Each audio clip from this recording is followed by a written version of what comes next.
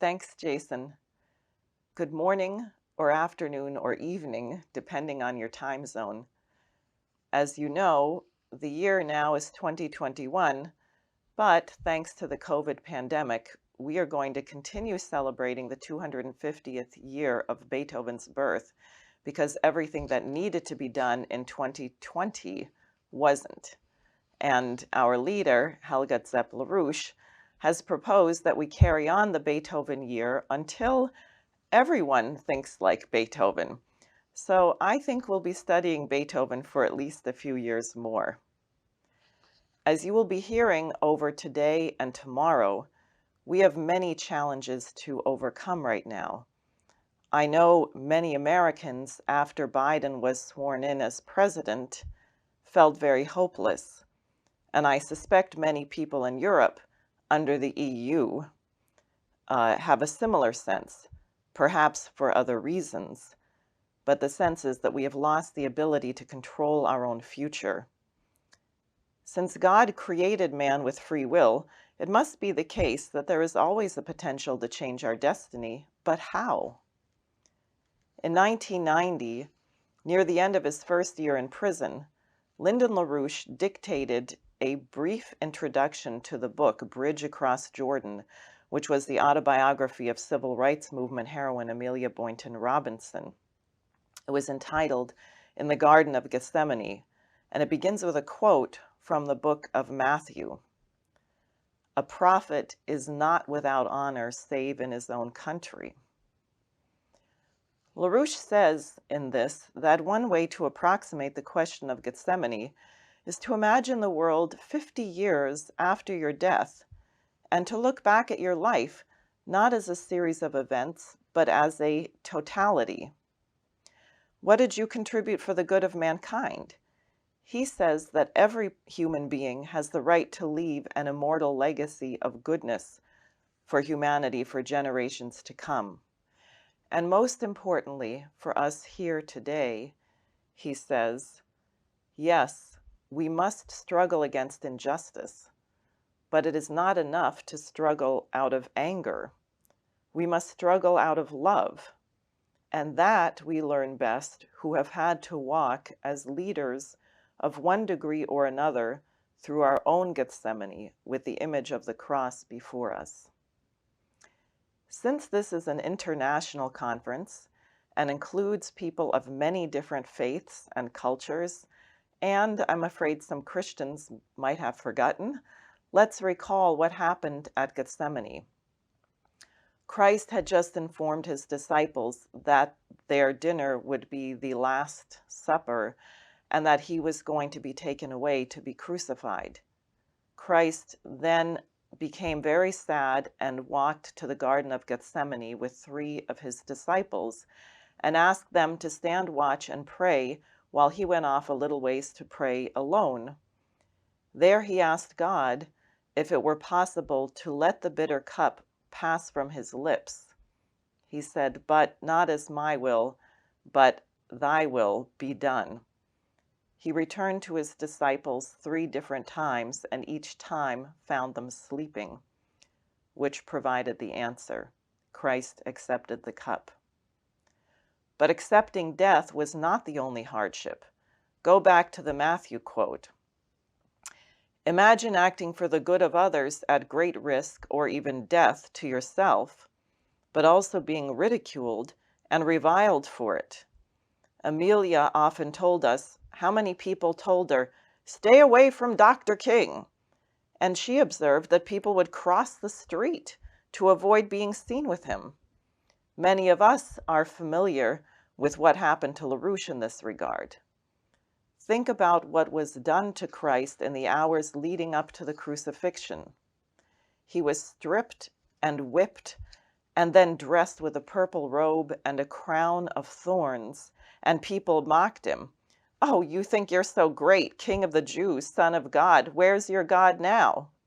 They spat on him and laughed as they taunted him while he walked carrying the cross upon which he was to be crucified. Now, let's take the case of Beethoven and his own moment of decision, which he expressed in his famous Heiligenstadt Testament and Will, written in 1802 when he was 31 years of age. At 28, this musical genius was completely deaf, nearly, and things took a turn for the worse after he tried many remedies.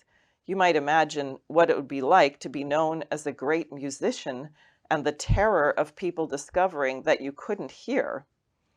But we'll have Beethoven tell you in his own words. "Oh, you men who think or say that I am malevolent, stubborn, or misanthropic, how greatly do you wrong me. You do not know the secret cause which makes me seem that way to you, but think that for 6 years now I have been hopelessly afflicted, made worse by senseless physicians, from year to year deceived with hopes of improvement, finally compelled to face the prospect of a lasting malady whose cure will take years, or perhaps be impossible. For me, there can be no relaxation with my fellow men, no refined conversations, no mutual exchange of ideas. I must live almost alone, like one who has been banished. I mix with society only as much as necessity demands. If I approach near to people, terror seizes upon me, and I fear being exposed to the danger that my condition might be noticed. But what a humiliation for me when someone standing next to me heard a flute in the distance and I heard nothing. Or someone standing next to me heard a shepherd singing, and again I heard nothing. Such incidents drove me almost to despair. A little more of that, and I would have ended my life. It was only my art that held me back. It seemed to me impossible to leave the world until I had brought forth all that I felt was within me. Beethoven wasn't composing for fame and glory like some rock star, but to ennoble mankind. It is decreed that I must now choose patience for my guide. This I have done. I hope the resolve will not fail me, steadfastly to persevere till it may please the inexorable fates to cut the thread of my life. Perhaps I may get better, perhaps not. I am prepared for either." That final sentence is the key. I am prepared for either. Beethoven had resolved that he would continue to pour forth his talent even if he never regained his hearing, because he knew that that was his appointed mission. We're going to hear how Beethoven addresses exactly this idea. In one particular case, he really does it in all of his compositions. But there's another important musical case of Gethsemane, and that is the source of the compelling power of the Negro spiritual, as expressed by composer and arranger William Dawson in an essay he wrote about this music for one of his recordings. He chooses a ruling from the legislature of South Carolina in 1741, which was apparently intended to put a curb on the torturing of slaves. Quote, "In case any person shall willfully cut out the tongue, put out the eye, castrate, or cruelly scald, burn, or deprive any slave of any limb or member, or shall inflict any other cruel punishment, other than by whipping or beating with a horsewhip, cowskin, switch, or small stick, or by putting irons on, or by confining or imprisoning such slave, every person shall, for every such offense, forfeit the sum of 100 pounds current money."